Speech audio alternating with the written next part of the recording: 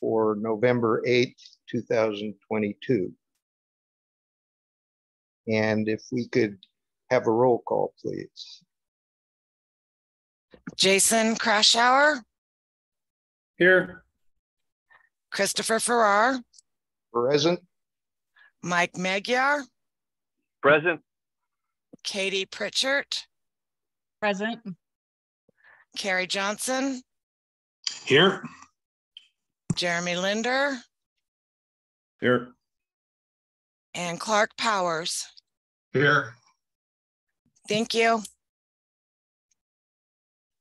All right.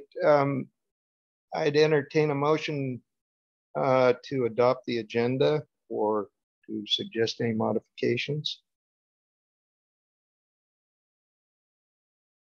I move we adopt the agenda as proposed.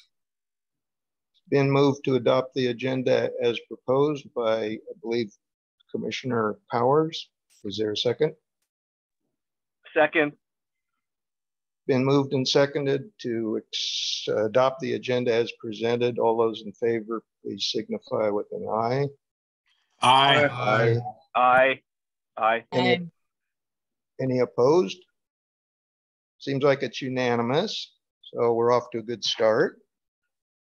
At this point in the meeting, we open up opportunity for members of the public or really anyone other than people on the Planning Commission itself to address the Planning Commission with comments relevant to land use planning, anything that's not on the agenda to be taken up later in the meeting. Do we have any members of the public that have signed up or sent written comments?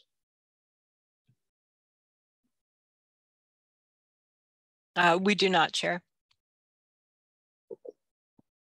Is there anyone on the Zoom line that would like to comment at this point? If so, please use the hand raise feature. Seeing none, well, assume that the public is not in attendance or does not wish to make comment. And we'll move on to a public hearing. And before we actually open that, I just wanted to clarify that I'm approaching this as though it's a legislative type hearing, in that we're revising the text to the codes that implement ordinances of the county. So if I'm off base on that, I hope that the community development director will set me straight on it. But no, Chair, you're correct. This is a legislative amendment and a legislative hearing. Okay, so we're this morning going to take up revisions to the text around the geologic hazards overlay. And there'll be a full report on what that takes up. But I believe it's mostly in section 5.300 of the land and water development and use codes for the county. Do any of the commissioners have a conflict of interest to report relevant to this? And I try to look for hands up, but for the most part, you know, it's easy to overlook. So in this format, just feel free to kind of blurt out, even if you talk over one another. We want to hear from everyone. That's speaking of the commissioners. Does anyone object to the jurisdiction of the commission to hear this matter at this time? And I see no objections. So I'll ask for a staff report on the suggested text amendments. Thank you, Chair Farrar. Good morning, Commissioners. I'm Ian Sisson, Senior Planner with the Community Development Department. And yes, Chair Farrar, you're correct that you're reviewing an amendment to our Land and Water Development and Use Code this morning, specifically section 5.3000, which is our geologic hazards overlay. So I'll present an overview of what we currently have, what's being proposed, the process and next steps, and then I'd like your recommendation. We're looking for a recommendation from your commission today to the Board of Commissioners, whether to adopt this proposal as presented or as amended with any of your changes. So we have a geologic hazards overlay, which regulates development in identified geologic hazard areas. And the purpose of that is to minimize building hazards and threats to life and property. So when there is a development proposal in an identified hazard area, we require a geologic hazard permit accompanied by a geologic hazard report prior to permitting that development. And the geologic hazard report recommendations and conclusions, which are prepared by licensed professionals, become permit conditions for that development. There are opportunities to get a waiver from this permit requirement if a qualified professional determines that the development site does not actually contain the identified hazards.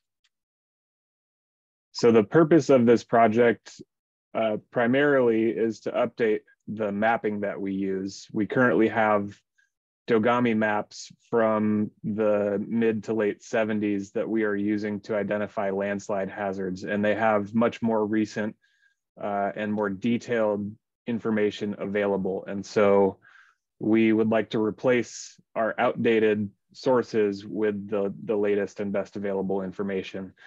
We also would like to take this opportunity to update our code language to make sure that our criteria and procedural requirements are consistent with other jurisdictions and best practices, and also to collect public input to understand concerns of property owners, residents, builders, developers, and the geologic professionals preparing the reports.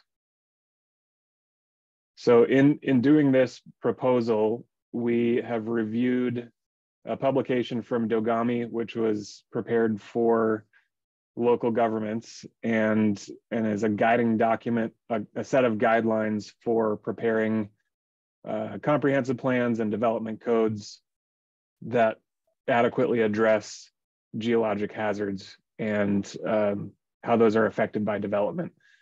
We also referred to the Tillamook County zoning ordinance. Tillamook County recently went through a process to update their code, and we consulted with Meg Reed at DLCD and Bill Burns at Dogami as well.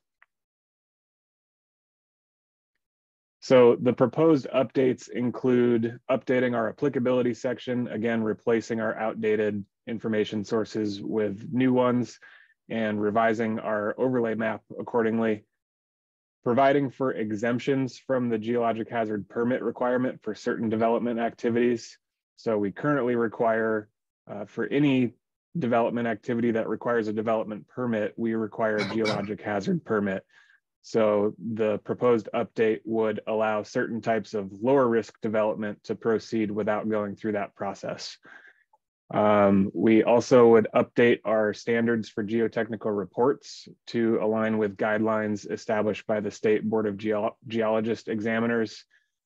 And we would extend the period geotechnical reports are considered valid from 2 years up to 5 years.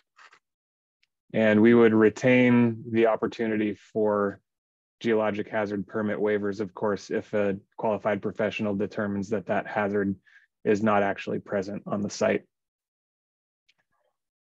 So we collected some public input with a questionnaire that was live for about a month. And we advertised that on social media, our website, and bulletins, and in press releases. We also sent it to all geologic hazard permit applicants from the past 3 years, including the professionals who prepared the reports. And we collected 135 responses. That information was summarized for you and presented to you at a work session back in September.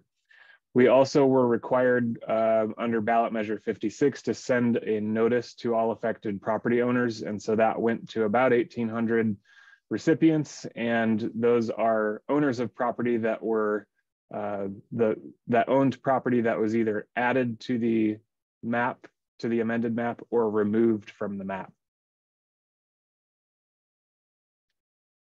And again, we held a work session with your commission back in September and heard that you would support updating the data sources, that you would support providing exemptions for certain development activities, and that you generally did not support new regulations that might increase the time and cost associated with the permitting process. For example, in the first draft you saw, there was a certification of compliance requirement, which has been removed. And there was also a hazard disclosure statement requirement, which has been removed from the draft in front of you today. So we presented a second draft, having incorporated your feedback to the Board of Commissioners on October 5th. And the board supported your feedback and the changes that were made following your work session review and supported the draft as it was presented. And so today we have a third draft, and the difference between the second and the third draft is primarily just cleaning up language and grammar, no substantive changes. And again, we are asking you to open a public hearing to collect public input this morning, and then to make a recommendation to the Board of Commissioners, either to adopt this as presented or as amended. And then we'll have a first reading of the ordinance in December with the Board of Commissioners and a second reading in January. And that is the end of my presentation, and I'm happy to answer any questions you have. Are there any questions from planning commissioners for staff?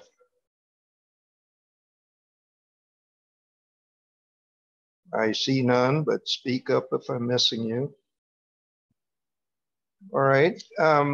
With that, I will call to open the public testimony on this matter. And I'll point out that this is a public hearing for taking testimony on this specific issue of text revisions.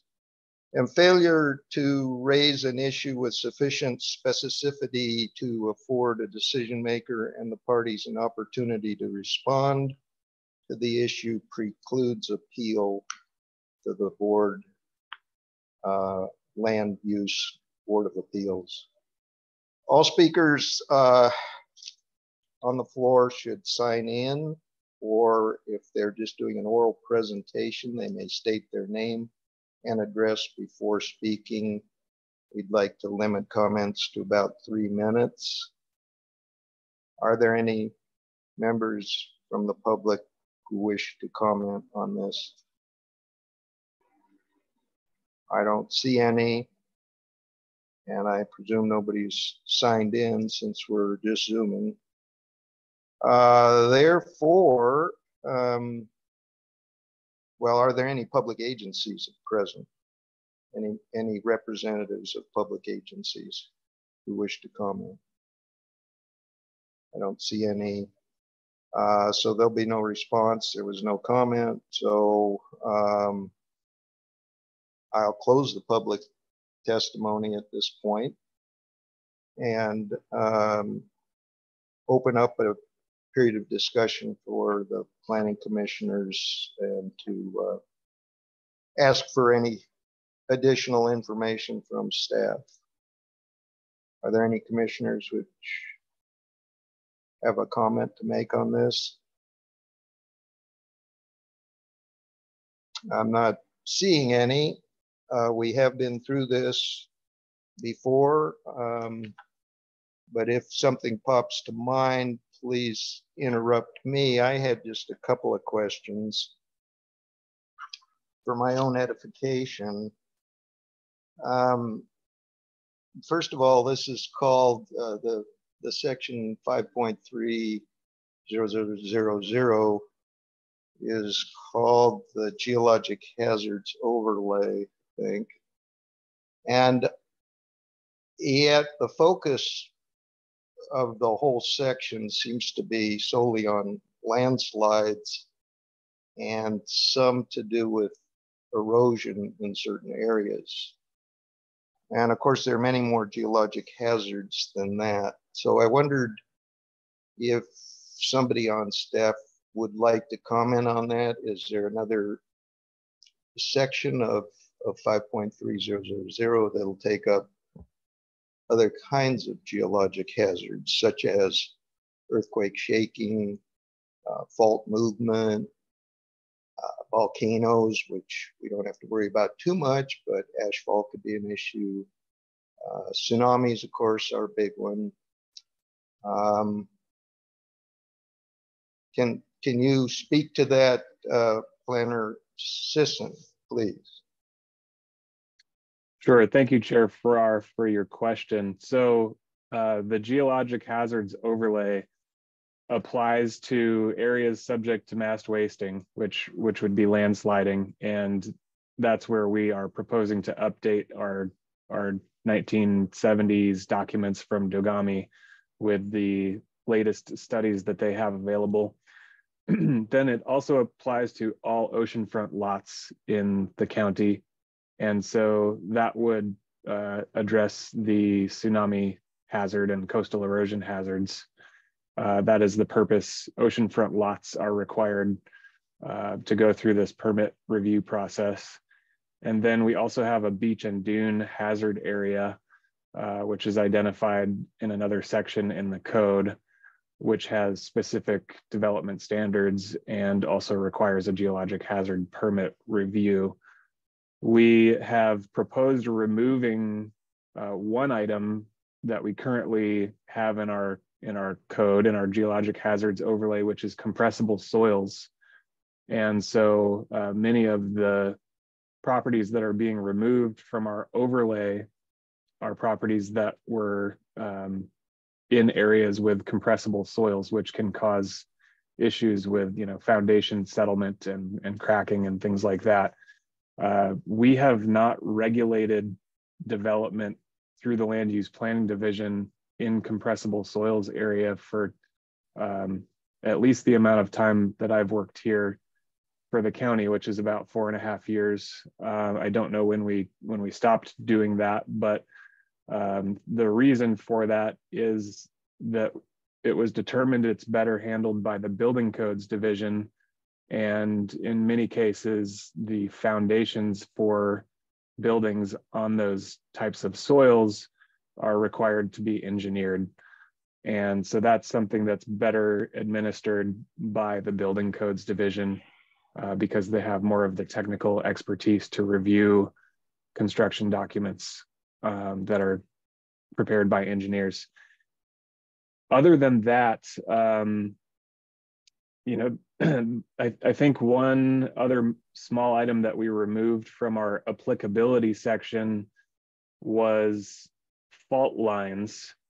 And I consulted with Bill Burns at Dogami about that. And he didn't have any concerns with removing it because our previous source was, again, from the 70s. And according to Bill, the latest mapping, landslide hazard mapping from Dogami incorporates hazards that are created by, being near a fault.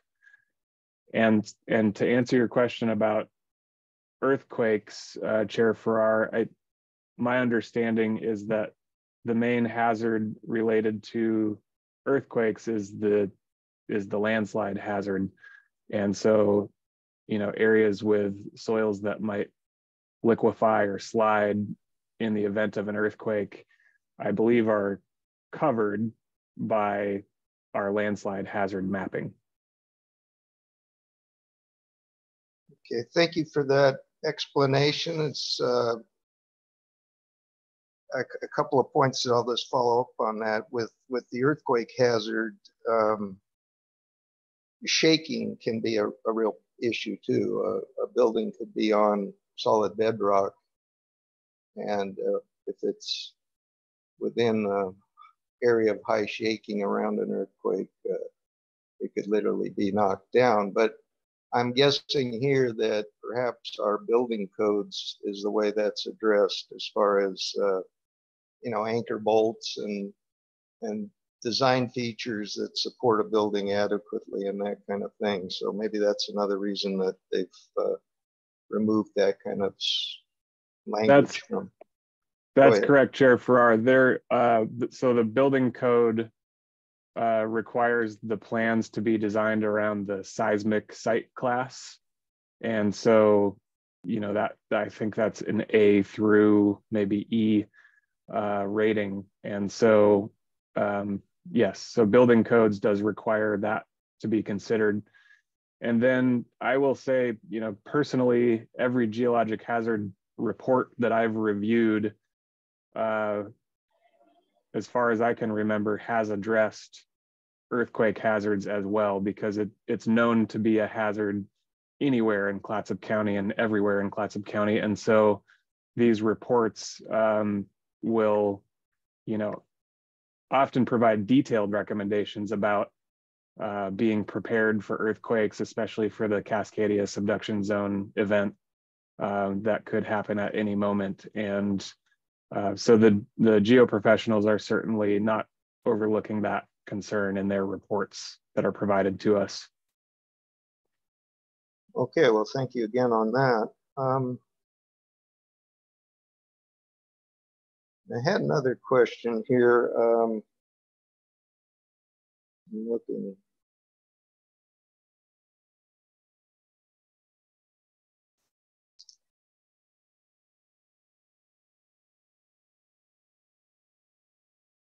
Oh, I think you actually addressed this in your introduction, but this morning I was online looking at the Clatsop web maps, and you know, there's several overlays for different views of the geologic hazard overlay, and the one that I guess will go with this text revision is the one labeled as the revision 2022 of that overlay. Is that specifically part of this package that we're adopting that over the other ones that are also on that website? So what you would be adopting today is what is listed in the applicability section of the draft code. So that's section 5.3010. And we've illustrated that on Clatsop County web maps. So if you'd like, I can give you a walkthrough of how we would, you know, if a property owner comes in and wants to develop a certain property, how we would look at the information that's on web maps to determine whether it's in a hazard area, if that would be useful for you. You know, I've fiddled around with it and I can see what's there, but I was just trying to confirm that, is there some formal wording that we put in that from now on it's going to be this revised one? Because I see slight boundary changes between the old geologic overlay and the hazard overlay and the one labeled as 2022. So am I correct? So the layer that's on web maps that shows these new data sources is called Proposed GHO Map Updates 2022. And that layer can be expanded. So next to the checkbox where you turn that layer on and off is a little arrow button. And when you click that, the layer will expand to show 6 different sub-layers. And so those sub-layers include the studies that are listed in the code. So there are 3 open file reports, and then there's a statewide landslide susceptibility map. And so those studies are all listed in the code in that applicability section, and they can be toggled on and off here on web maps on the sublayers. So it really depends on which area of the county you're in. Those open file reports, there is one that addresses the Westport and Taylorville area. There's one that addresses the Astoria and surrounding area. And then there's one that addresses the coastal strip of Clatsop County. And so if you're in any of those areas, we would use the corresponding study. And each study has an inventory of previous landslides. And then 2 of those 3 studies have detailed susceptibility mapping for shallow landslides and for deep landslides. So there's quite a few information layers that we'll be flipping through to determine whether a property is in a hazard area and what exactly that hazard is, why it's mapped as a hazard. And then if you're outside one of those 3 study areas, then we revert to the statewide landslide susceptibility layer. Which is sort of like our old version.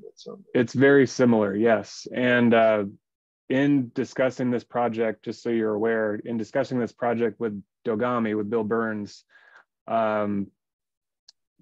it sounds like we'll have Dogami's support and potentially leadership on updating the susceptibility mapping for those areas where we're, reverting to the statewide layer, which is very generalized and largely based on those late 70s studies that we had. And so we would hopefully be able to start a project within the next year or 2 to get more detailed LiDAR-based mapping for the rest of the county. Well, thank you. That's really good, thorough explanation, and it sounds like we're keeping up with the times and using the best data. So that's a good thing. Before we, do any other commissioners have some questions? Did that jiggle anything loose in your mind on that? Chris, go ahead, Carrie. Or Commissioner Johnson. Good morning, everyone. I have a question on item number 3, which is the beaches and dunes hazard area as defined in section 5.4020. I'm not exactly sure what would fall in that hazard area, and I don't know if Ian could pull that up on the map potentially. I'm wondering if just because a property falls within a beaches and dunes hazard area on the map, if that should trigger this geohazard permit. I'm thinking specifically of like the Surf Pines area where I've built several homes in there that would automatically fall under a seismic zone D classification, and as does much of the county. And whether or not, just because it falls in, and that may be in the beaches and dunes hazard area, I don't know. But so far, that's not something that we've had to have done as a geohazard permit, just because it's maybe in the beaches and dunes area. But I'm not exactly sure where the beaches and dunes hazard area is located. So maybe we can get some clarification on that. Sure. Thank you, Commissioner Johnson. This item is already in our code. It's not a new proposal. And so you wouldn't experience anything different than what you currently have in the beach and dune overlay. And I just want to clarify, there's a difference between the beaches and dunes overlay and the beach and dune hazard area. So within the beach and dune overlay, there's a construction area. So that would include where you have, some of those major subdivisions like Surf Pines and Pinehurst and now what's the Dune Estates. And so that's identified as the beach and dune construction area. And then the hazard area I have identified here up on screen, which is subsection 2. The dune hazard area extends from the statutory vegetation line or the line of established upland shore vegetation landward to the construction setback line.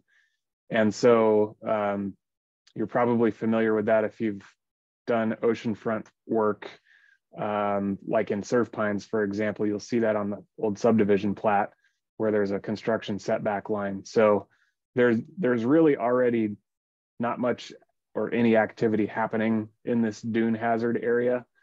And again, it is a carryover from our current code. So hopefully that clarifies, but let me know if not. Yes, thank you. And I was just, thank you for that clarification. So it's basically from the construction line to the west, out towards the ocean. So there's not a whole lot of activity happening in the beaches and dunes hazard area that doesn't encompass the construction area within the beaches and dunes, which there are significant amounts of properties within that beaches and dunes area throughout Clatsop Plains. So thank you for that clarification. You're welcome. Any other commissioners have further questions for staff or comments? I see none. I know we're looking for a motion to send this with our blessings onto the Board of Commissioners. Before we take that vote, I'd just like to say that I think I was the only one at the last meeting where we discussed this preliminarily to say that I'm not in favor of removing the wording around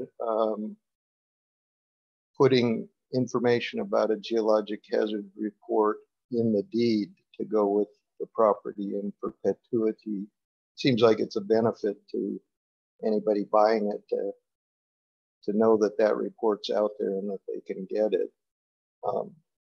Mainly if they buy the property, they'd have the report. The other thing is that I thought the idea of certifying that the work was actually performed in accordance with what the hazard permit conditions were was important to keep in there. But by an overwhelming majority of the Planning Commission disagreed with that and suggested removing them, and it's removed in this version. And I'll just say, I'm not in favor of doing that, but we're voting on what we have in front of us today. And so, unless anybody has any further comments, I would be looking for a commissioner to make a motion to send this to the Board of Commissioners with our recommendation that it be approved and adopted.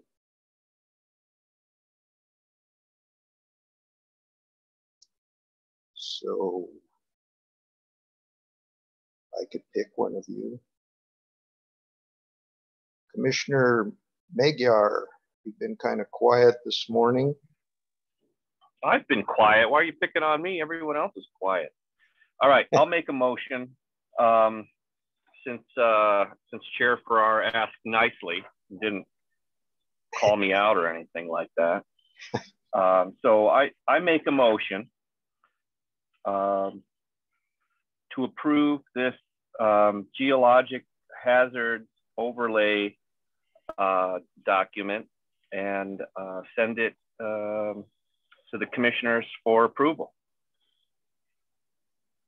Okay, it's been moved that the Planning Commission recommend adoption of the text rewrite of geologic hazards overlay in the LAWDUC document. And I'd be looking for a second. I will second that. Been moved and seconded. Thank you, Commissioner Johnson, for seconding. It's been moved and seconded to go ahead and recommend to the Clatsop Board of Commissioners to adopt these text revisions as presented at this meeting. So all in favor? I guess on this, let's do a roll call vote. Just I don't know. It just seems like we should. Jason Krashauer, Aye. Mike Magyar, Aye. Katie Pritchard,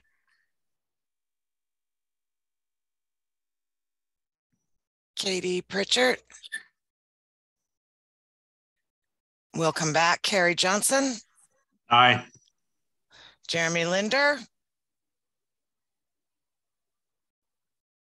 Aye. Clark Powers. Aye. Katie Pritchard, are you there? I'm back, sorry. Aye. And Chair Farrar. Aye. Thank you. So unanimous vote to send that on for adoption. I appreciate that. And that ends our discussion of the geologic hazards overlay for now, and we'll move into some discussion topics. Thank you, Commissioners. Go ahead.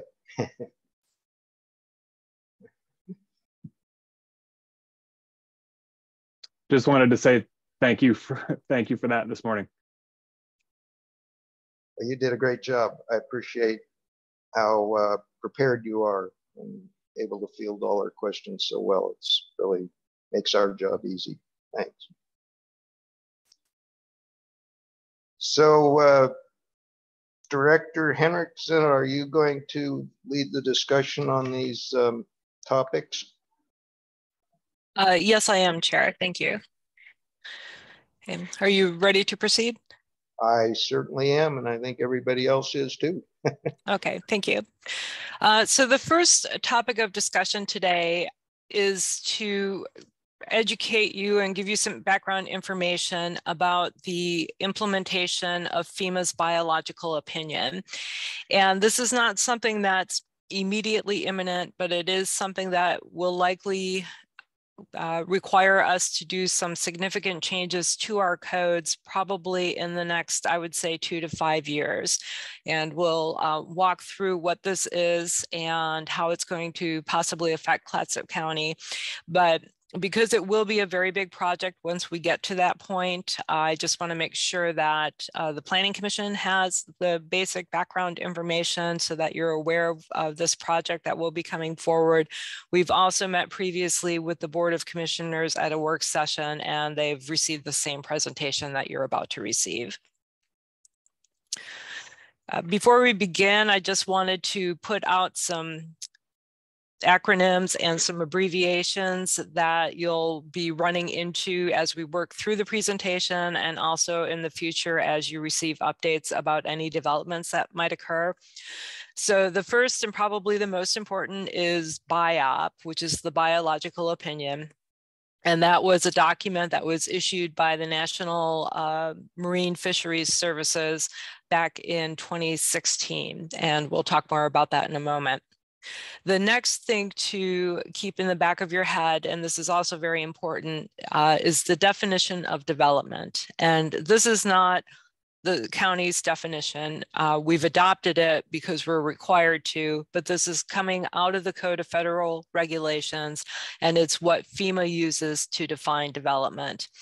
And it's very important to note that in 2018, when FEMA updated some of our flood insurance rate maps, we were required to also incorporate this definition of development, which is basically any man-made or human-made change to improved or unimproved real estate. So whether you are building, grading, paving, digging a post hole for a swing set, any of those things are considered development technically under FEMA's definition and by extension, the county's definition. And so that impacts everything that one does with their property. ESA is the Endangered Species Act. FEMA, of course, is the Federal Emergency Management Agency, not Act. FIRM is the Flood Insurance Rate Map. The NFIP is the National Flood Insurance Program. We've got the National Marine Fisheries Service, NMFS, and then a reasonable and prudent alternative. This is the second part of the biological opinion. So the biological opinion established the impacts from the flood insurance program. The reasonable and prudent alternative document is the one that specifies how FEMA needs to correct this to protect endangered species and critical habitat.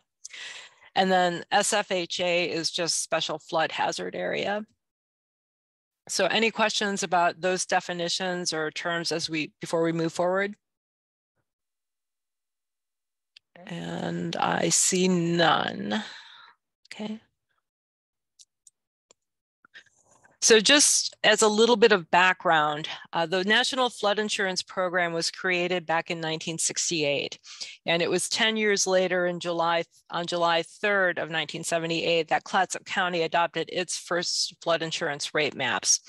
And by doing so, that made us eligible to participate in the National Flood Insurance Program. It also makes us eligible for emergency funding. And it also comes with requirements that we have certain regulations that we have to enforce in the floodplain areas, in those special flood hazard areas. So for several decades, we moved along fine. In 2009, there was a lawsuit filed by the Portland Audubon Society that basically claimed that FEMA, through implementing the flood insurance program, the National Flood Insurance Program, had impacted endangered species and critical habitat. And so that lawsuit was settled in 2010. And as a result of that, in 2011, FEMA turned around and did submit their actual assessment to the Marine Services for review. And it took 5 years for that review to be completed. But when it was done in April of 2016, the National Marine Fisheries Services issued the biological opinion, the BiOp. And that document basically found that 16 different species of fish would be affected, along with the one whale species, and that they would be impacted either through direct impacts or through loss of critical habitat. So once that decision was issued in 2016, FEMA then had to begin to develop an implementation plan to address the issues that were identified in the biological opinion. And that was completed in October 2021. So another 5 years has passed since that BiOp was first issued. It's expected that in the fall of this year, the FEMA is going to submit their implementation plan to NEPA or for a NEPA review in the fall. And then once that's done, it's anticipated that somewhere within 18 months after the NEPA review is completed, that local governments will have to start implementing the plan. So any questions on that? That was a lot of information there. Okay. One question is, has the county been at the table talking with them about what plan they're working on? Are they involved in that process, or are we just on the sidelines until they finish it up? Most of the local governments, if not all, are more or less on the sidelines. We've received updates on what has been happening at the state and federal levels, but and we've had opportunities as staff to provide some input. They've collected, thoughts at meetings and things, but for the most part, these issues have been developed at a much higher level. Tillamook County has been working with some of the state legislatures and have achieved some delays in the implementation of this. When we spoke to the board, our board, about a month or so ago, they also expressed a desire to work with our state legislators and, if possible, the federal and FEMA agency staff to be able to have more of a seat at the table. So, but our local government seats have been very limited.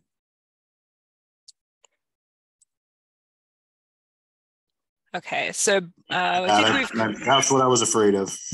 We're going to have that something's coming at us, coming from the federal government, coming down all the way to us, that we're not going to have a lot of say over until it's almost a finished product, and then we'll just be able to complain about the results. So I wish we had a better seat at the table. No, understood. And I think that you and our board are not alone in that sentiment. So,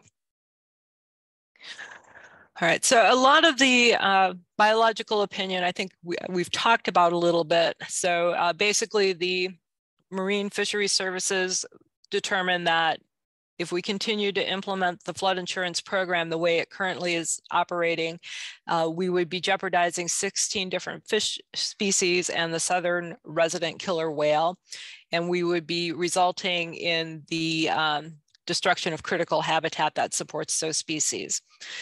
And what then, as I stated, the reasonable and prudent alternative, the RPA, those recommendations are focused on new development that's happening in the floodplain or redevelopment.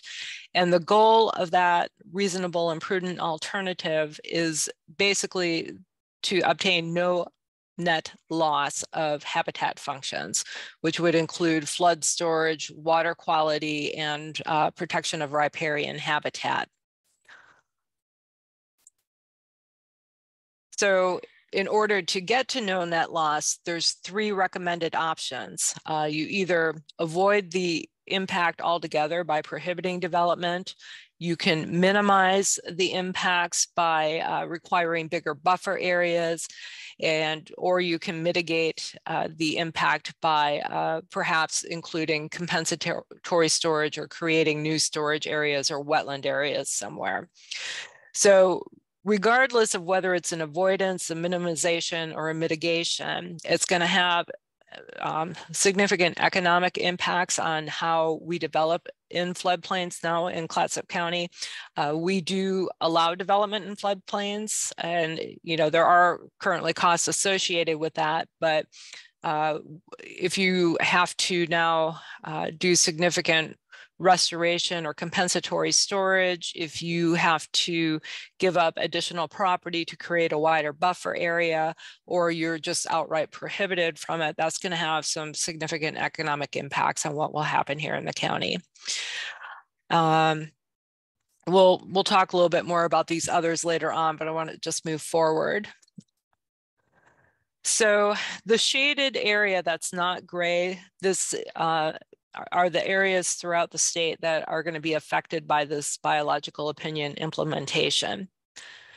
For Clatsop County, the areas that are not gray, so up here along the Columbia River, the Youngs River, John Day, down here along the Nehalem, all of those areas that are in special flood hazard areas right now are going to be affected. And I just want to kind of take a closer look at that. Let's see here.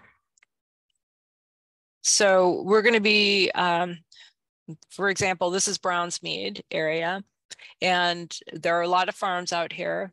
We have a lot of barns and other equipment storage buildings. So as farm owners want to move forward and build a new barn or build a new equipment shed, in the future, potentially they could either be prohibited from doing so or would have to expend significant funds to either mitigate it or somehow perhaps minimize it by moving further away from streams or sloughs or other water bodies that are out there. And if you don't have that much acreage to begin with, that could have an impact.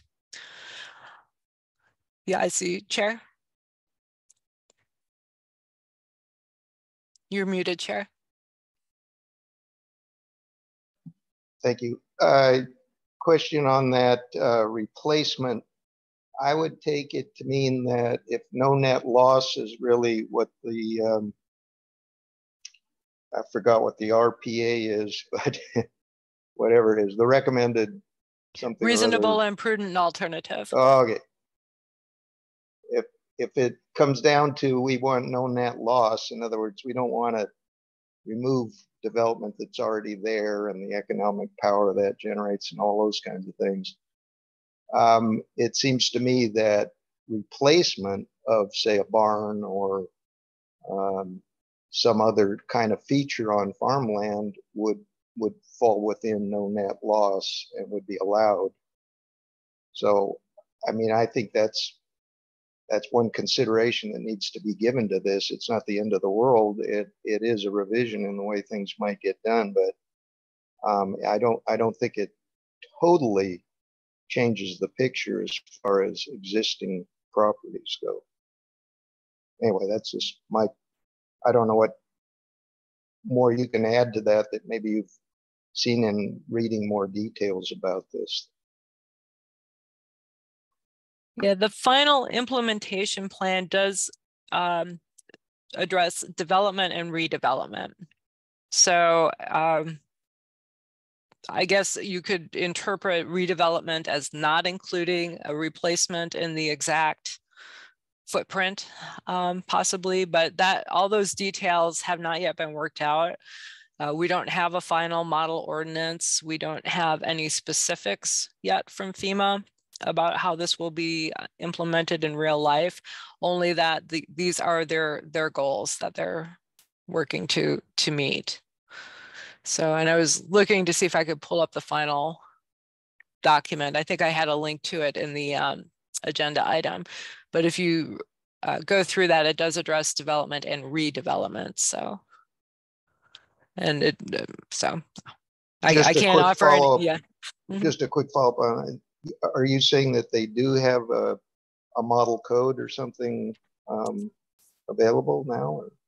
They do not. Oh. So we'll talk about this a bit more, but once the NEPA review is completed and it's up to Clatsop County or Warrenton or whatever city to implement this final plan, there are 4 paths that we're going to look at or that will be available to us. One is simply to adopt whatever model ordinance is developed and take it as our own.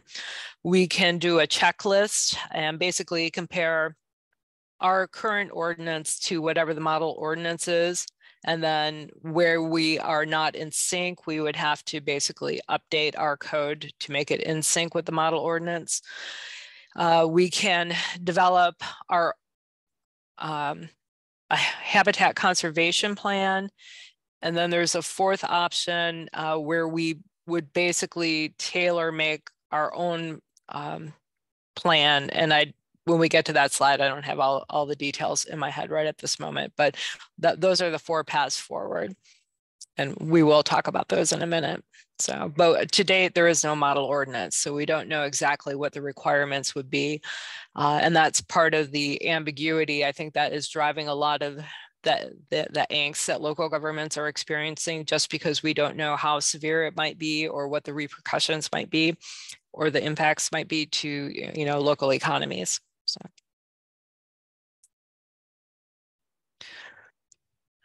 Okay, so looking about how this is going to affect Clatsop County. And so we talked about Brownsmead. We have areas out at the Wanham Mill that are in the special flood hazard area. Some of them are not developed, but some of them are. So if the Wanham Mill needed to expand or possibly do replacement or redevelopment, there may be impacts to what they will be able to do in the future. Out in Westport, our sewer plant is not in the special flood hazard area, but the new Westport Park is, and the boat launch. And so those improvements out there in the future, as we need to either expand or replace or redevelop, may also be impacted.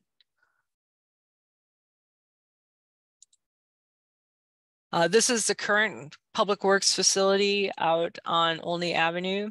And so part of their site is within the special flood hazard area, and there would be impacts to them. We know that we went through a lengthy process about 2 years ago to relocate the facility out of the inundation zone. The board determined that for the time being that the facility was best situated here, but as they need to expand, again, there may be impacts once the implementation happens. And then it's, like I said, it's not just going to be unincorporated Clatsop County, it's going to be all of our cities as well. So looking at Astoria, you can see Astoria is generally pretty good, but there are port facilities that will be impacted by this. This is the Mill Pond development out towards Safeway over here, and then all our port items. In Warrenton, it's going to be quite a bit of the city, and it would include the airport, except for this little blotchy star over here. but the runways and the buildings and terminals and things would be affected by that. Moving down to Gearhart, you'll see that Gearhart has a special flood hazard area not only along the beachfront, but then along the coastal shorelands and further to the east. So they're going to be impacted significantly, as will Seaside, which has a very similar situation. And then moving down to Cannon Beach, most of their special flood hazard area is beachfront. So we'll also have the same issues here in Clatsop County, where on our coastline, this is Arch Cape, where we do have special flood hazard area there as well.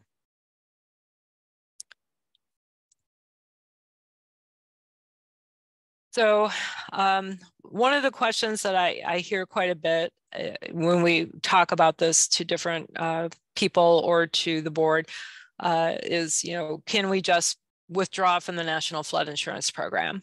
And so certainly the county can make that choice, but it's going to have very significant consequences.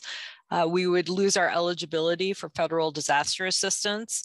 We would lose our ability for property owners to purchase flood insurance policies or for them to be sold here in the county, which is would impact the real estate market. It would require a surcharge on policies if we don't implement this, and we are put on probationary status. And then that any flood insurance policy holder would be charged $50 for at least a year, an extra $50 on their flood insurance policy. And eventually, if we don't comply, even if we are staying in, but just choose not to comply, eventually FEMA can remove us from the flood insurance program. Again, moving forward, we just don't know how this is going to play out, but these kind of the worst case scenarios is that development's either going to be prohibited or it's going to become very, very cost prohibitive. The county is potentially looking at lawsuits that could result either because we permit something that results in a take of an endangered species, meaning that the species is killed, or it could be suits from property owners who sue us for a loss of development rights. So there are a couple of different liabilities there as well. So existing structures are vested. However, when you do a new one or a replacement structure, that's when, as we understand it, that these implementation rules are going to begin to kick in. And we really don't know how it's going to affect the value of land, if uses are going to be prohibited or development will be prohibited outright on significant properties, and if we remove those, you know, how will that affect our tax base as well? Okay, so moving forward, again, our time frame's a little bit nebulous, but we expect FEMA to submit the implementation plan for a NEPA review this fall. And then once that review is completed in about a year to 18 months, we then as a local jurisdiction would probably have about another 18 months or so to actually put that into effect. So we're anticipating at this point somewhere between as early possibly as next year through maybe 2027. Which I know is a long time gap, and 2027 is 5 years away, but it will go very, very quickly. We expect to have to implement this. So we talked about the 4 alternative paths moving forward, which I'm going to back up here on my slide deck. So these are our 4 alternative paths. We either adopt that model ordinance, which we haven't seen yet. We do the ordinance checklist to see where our current codes are out of sync with what the model ordinance is going to require. We can work with FEMA to do basically a tailor-made community compliance plan, which will require probably several years to complete, and it will cost us a lot of money because this is not something that we can do in-house. We're going to have to hire experts to do this. And then we would also prepare a habitat conservation plan. which is not the same as the one that Department of Forestry is working on right now. It would be one that would be tailor-made to unincorporated Clatsop County. Again, that's not something that will be completed quickly or inexpensively. So those are our 4 options. And so at that point, I'm going to conclude my presentation and really just open it up for questions.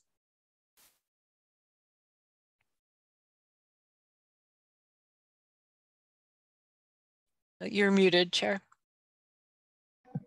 Anybody with questions, just blurt them out, because this is an informal discussion. I just have one quick one here, or it's not really quick, but I don't think there's a ready answer for it. Combining this discussion item with the one that's coming up next, I see kind of an overlap in a sense. If we truly have rising sea levels, then these inundation zones are going to grow over time. And so is there anything that's been discussed around the BIOP as to whether the boundaries of those zones that they're interested in will change? And related to that is that if sea level rises and inundates more land, then new wetlands are created, and therefore larger habitat for those endangered species is created. So I'm wondering how those two things interplay and whether anybody's brought that up in any of the discussions you've heard. In the discussions I've participated in, those issues have not come up. I don't know what science or technical information FEMA may have looked at or the marine fisheries may have used in coming up with their assessment of the impacts. So I really am not prepared or qualified to answer that question, I'm afraid. Yeah, that falls under my long time standing of asking a lot of questions with no answers. So I wasn't expecting you to have anything too concrete on that, but I think it's interesting that if sea level rises, we may actually be helping some of these species by creating more habitat that helps them through certain parts of their life cycle. So who knows, maybe climate change has some positive effects. Any other commissioners want to chime in with anything at this point, or maybe need to digest it a little more? All right, Mike, Commissioner Magyar, I see you're off mute. Did you want to ask something? Well, I did want to comment on what you guys just talked about, and specifically what Henriksen alluded to. There are models. NOAA creates models that are used quite frequently to evaluate where this kind of inundation is going to occur. It's happening like front page news, front burner in Alaska. It's very important. I mean, there's some areas that are being impacted now dramatically by sea level rise. And so the models that NOAA is using also apply here. I use them all the time. They change, of course, continuously.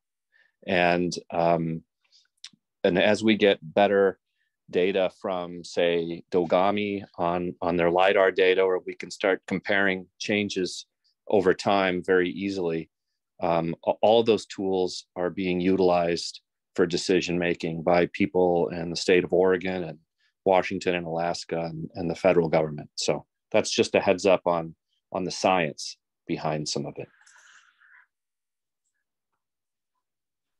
Thank you. That was very informative, as always. Does anybody else have a thought they want to bring up at this point? You know, I'd just like to point out that I'm with Commissioner Johnson. I'm a little disappointed that we don't have a voice at a higher level of dealing with some of this stuff. I mean, I'm assuming that their models and wanting to change these things are based on imagery, not actual measurements on the ground. And I mean, we all know that there's mistakes made when they do these overlays and these maps, and the correction process or the process of fighting it is darn near impossible. I mean, I can only speak to some of the properties that I know for a fact that I've dealt with that have never flooded in my 40 some years of lifetime, but they're in the floodplain and they're impossible to build on. And and they weren't in previous maps, but then there's a new overlay, there's a new map that FEMA comes out with, and then all of a sudden they are, and the neighboring properties aren't. So there's, to me, that we should have a better voice at a higher level. And if they're going to redo all these maps and redo these things and prohibit building in certain areas, there has to be a process that is not, for one, very, very expensive, and for two, very time consuming to either appeal or try and, prove them wrong. I've personally tried to get a hold of the people that, at the Department of State Lands, FEMA, and tried to talk to them personally about properties, and several years later still cannot get responses. So that's where I stand on it. It's, if they're going to implement all this stuff and say, nope, you can't build here, you can't do this here, you can't do that there because it's in a floodplain or it's in this overlay district or whatever it is, I think that we should require some sort of, or if the county's going to implement it. I see it's probably impossible to vote out of the FEMA floodplain insurance or whatever it is. That's a big one. Nobody here, we don't want to take that responsibility, I would assume. But there's got to be better processes in place of being able to mitigate these blanket decisions that they make. And that's it. Well, thank you for that comment. And all I can say to that is that this is a good heads up to all of us, and we are supposed to be a source of knowledge on land use planning in our county. So this gives us an opportunity to do a little research on our own. I know a lot of us don't have a lot of extra time, but we should really make a point to try to stay abreast of this and understand the issues around it. As far as the process goes, I think it's not at all included to have counties or maybe not even state involved in these kinds of decisions. This is at a federal level, endangered species. It's NOAA fisheries reacting to activities that FEMA does, and the activity is simply that they're insuring properties that are in areas that flood, and so that affects the habitat. So it's complicated. I think these agencies are trying to do the right thing here, and I think that in the end there'll be a lot of adjustment if we do a reasonable job of being knowledgeable about all the factors that play into this. And I believe there will be roundtable discussions of this in some way. Nothing like this will be implemented without due consideration to economic factors. But it behooves us all to get really up to speed on this. So we use the right terminology. We know the timelines. We know what's involved. We compare economics to some of the other land use values that the county has and all those kinds of things. So I don't mean to lecture you, but I encourage everybody to really put in some due diligence on this and get ready for it. Chair Farrar, that was well said. There's no doubt that you come from a background and a career based in science. I do as well. And I think we've got a long road ahead. And that's all I'm going to say on that. Thank you. Anyone else before we move on to our next discussion topic? I think that was a good presentation, Director Henriksen, and appreciate it. And I guess now you can move to the coastal sea level rise issue. Yeah, thank you, Chair. Gail, I have one question before we move on, and I'm just wondering if the county has ever explored the possibility of a county-wide mitigation bank, and we may be fast approaching a time where something like that may be necessary. So I'm just there may be, if those discussions have anybody's asked that question. There have been discussions about mitigation banking using surplus lands that the county owns. We had some of those discussions with Department of State Lands when, as part of the North Coast Business Park development plans, and also when we were looking at relocating public works. I don't think that they have moved forward since that time. And so it is something that we can take up again. I know that Tillamook County has been doing work on this as well, but my understanding is that the work that they've previously done is not necessarily going to be counted towards future mitigation. So we would have to look at timing and what the extent of that would be, but that is a possibility, perhaps.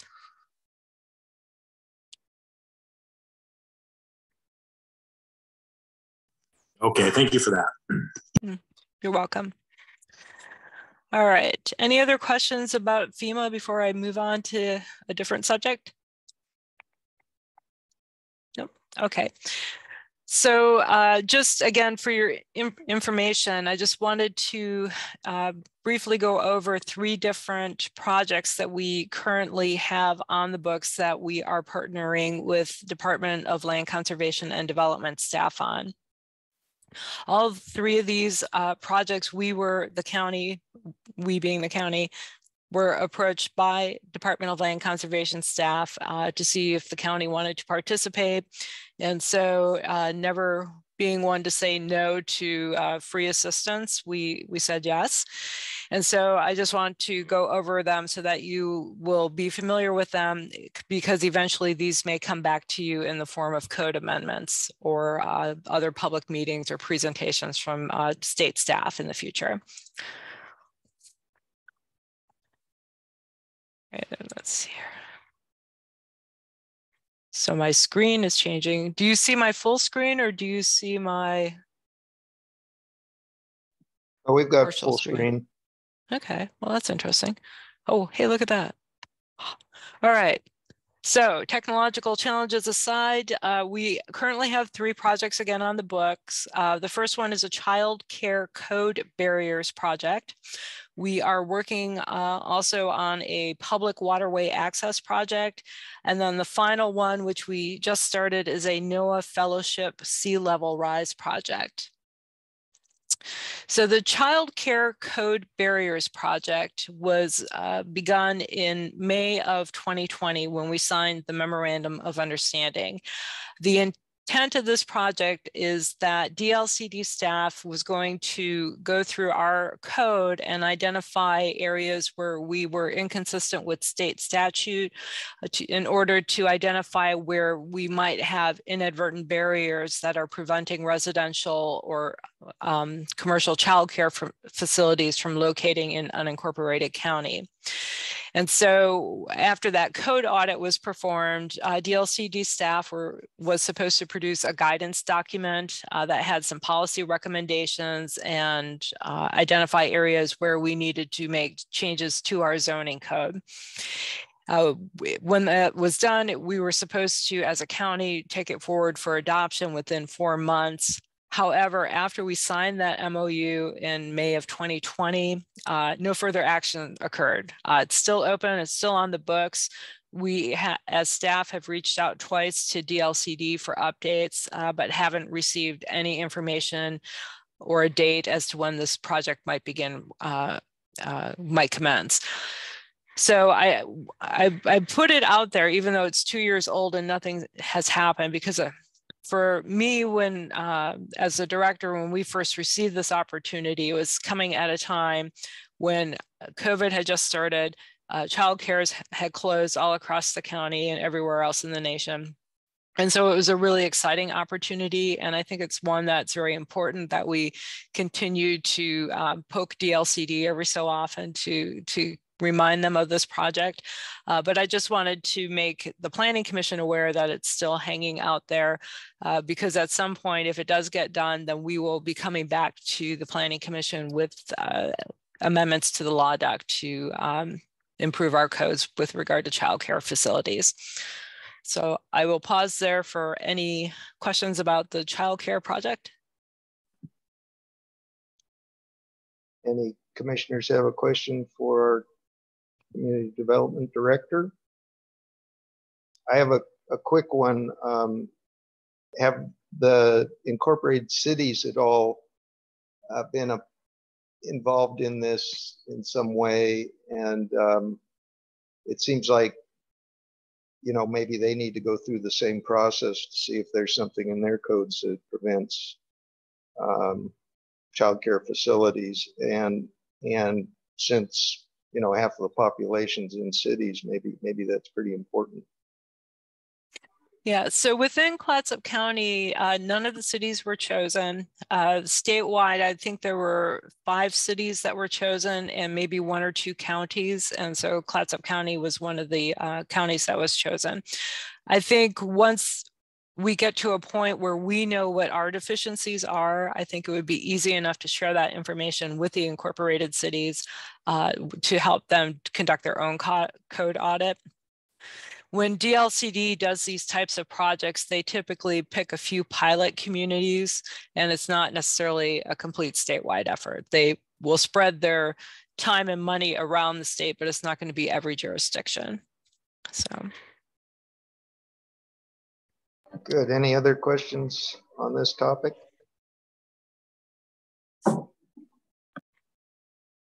Okay, so seeing none, we'll move on to public waterway access. This one we received will be receiving a $15,000 award to help conduct this waterway access inventory and then develop recommendations for possible adoption. And what we're focusing on is how to maintain and increase access to the public, not only just to oceanfront areas or to the beach, but also along rivers, lakes, and streams, and identify opportunities on publicly owned land.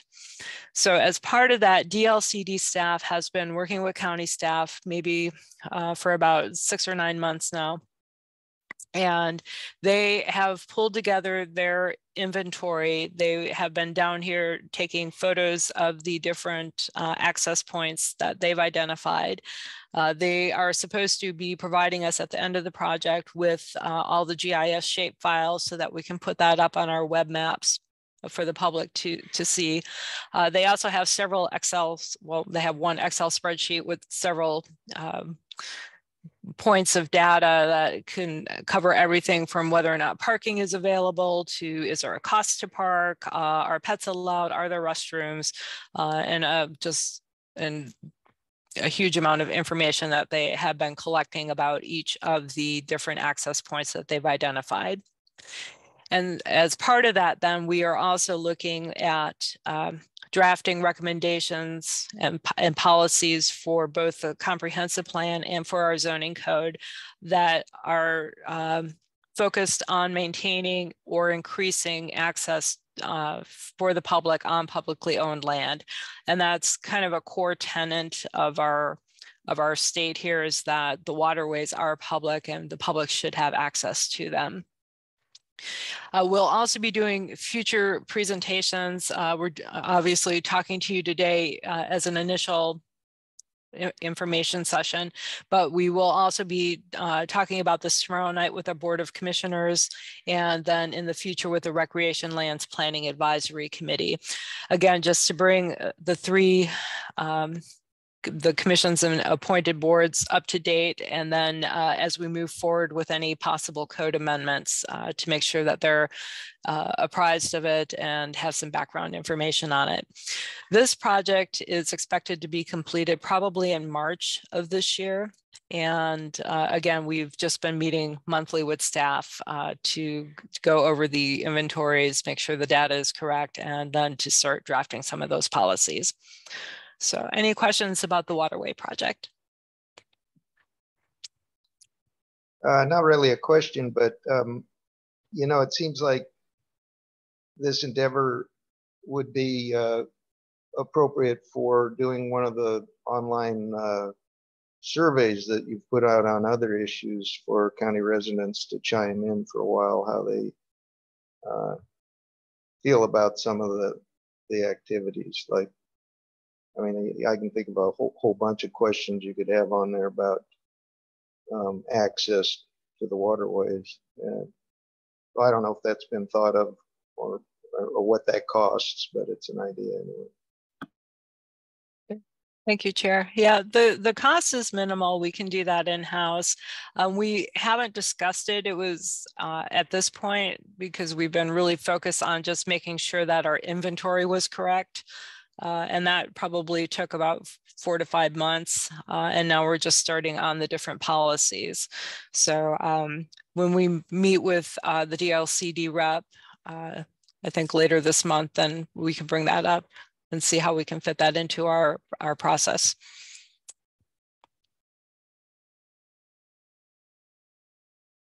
Any other questions out there?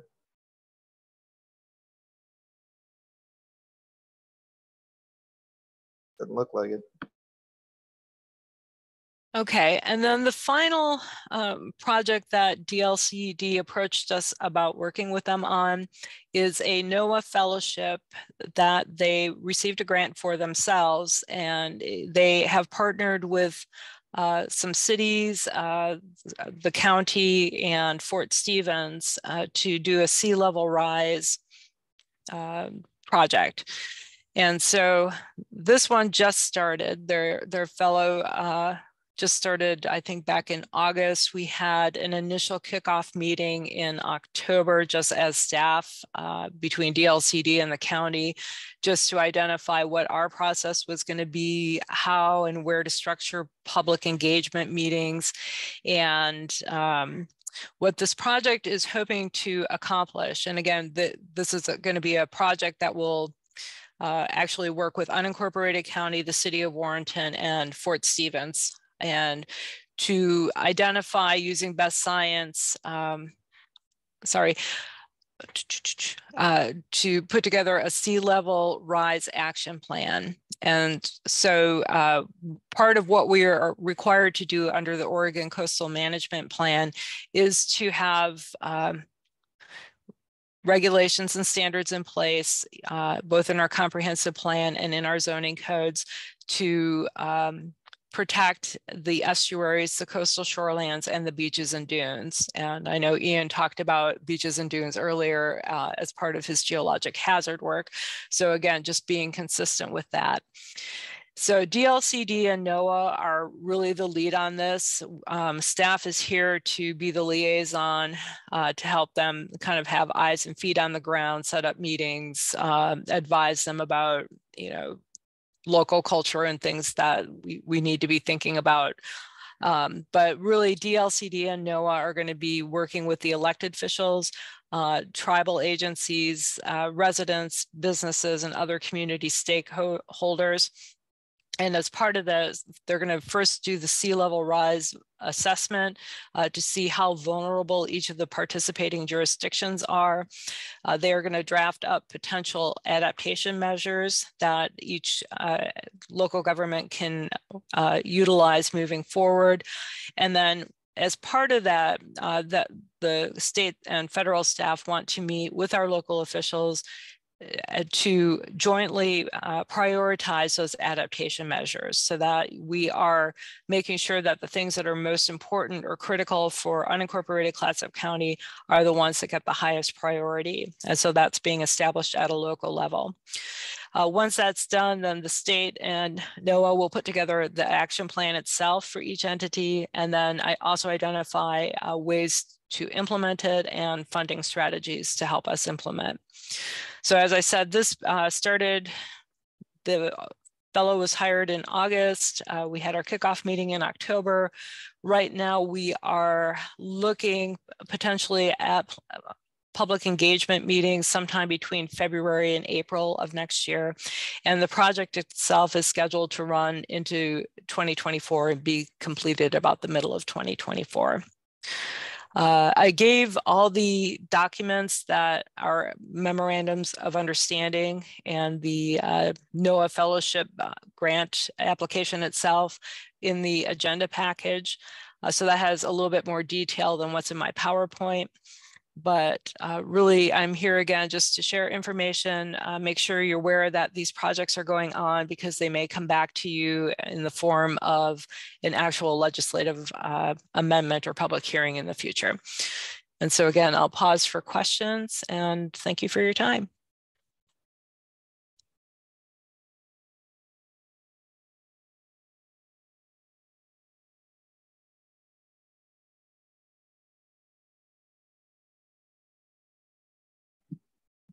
I see no questions.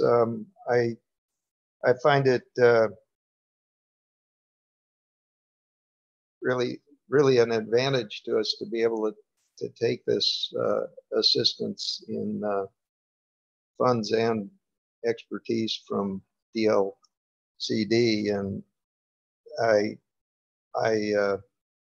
applaud the work that the Community Development Department puts into keeping their eyes and ears open for these options, and is successful in being picked as one of the sites that gets the benefit. So I know some people may have a little bit of apprehension about this kind of thing, but I do think that we have to be realistic about what the future is got in store for us, and that good planning can really put us in a much better position to deal with the changes that are coming. And I find an interesting interplay, as I said earlier, between sea level rise and habitat and all those issues. So I appreciate the presentation, and if nobody has any questions or further comments, I do see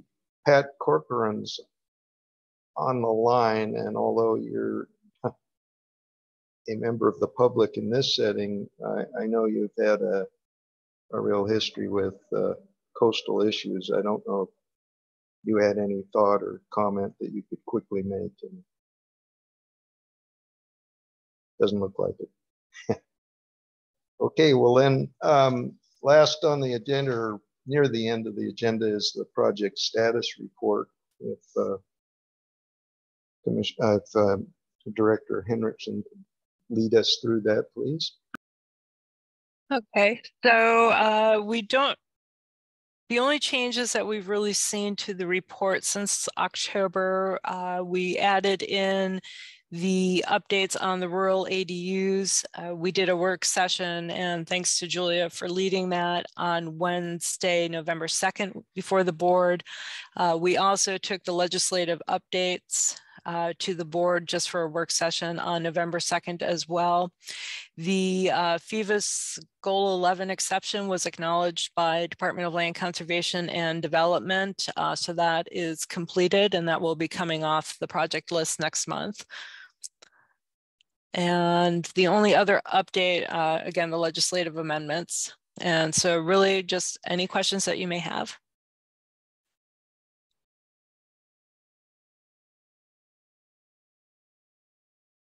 Any questions about past projects or what the future holds? I don't imagine there's an answer to this question, but has there been any suggestion as to where the comp plan revision stands with the Board of Commissioners in their timeline of taking it up? No, at this time, staff does not have a timeline for when that may go back before the board. Currently, we're preparing some information and we being staff are preparing information and meeting with the county manager to talk about some items related to the comprehensive plan. Those meetings are scheduled well into December.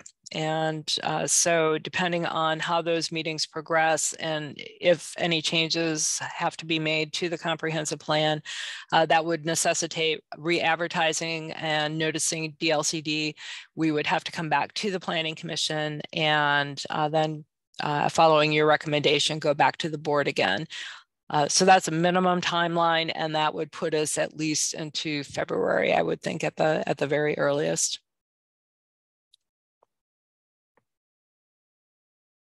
Okay. This is time for your report if you have anything further to add beyond what you already have.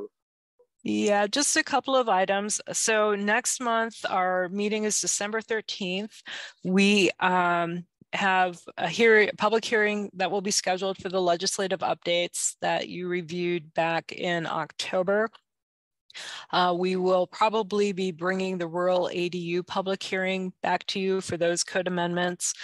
We also will be bringing forward, oddly enough, a 2005 dredge material management plan for your recommendation and future adoption of that. And the reason that we are bringing you a plan that is almost 20 years old is that as part of the coastal management program, we have to have enforceable policies. And so when a federal agency comes in, they are required to be consistent with our comprehensive plan.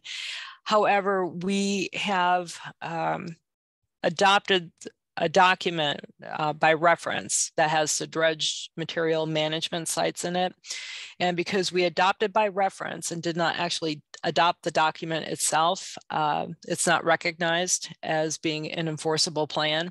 So we are going back to rectify that. So you'll be seeing that next month.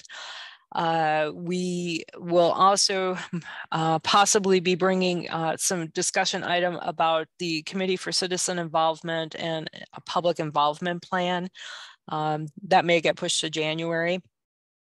And just to give you a heads up, in January, we have not set a date yet, but we would like to have another joint work session with the Planning Commission and the board to talk about the role of the Committee for Citizen Involvement and the Public Involvement Plan. And if there are other items that you feel need to be on that agenda, you can just email me and let me know. And I think that is all that I have. Thank you. Sounds like a full load. We're at pretty much at the end of the meeting. Anybody have a good of the order comment or proclamation or something? Pretty silent group. Okay, well, I'll adjourn the meeting then, and thank you all for attending. Thank you, everyone. Have a good day. Thank you.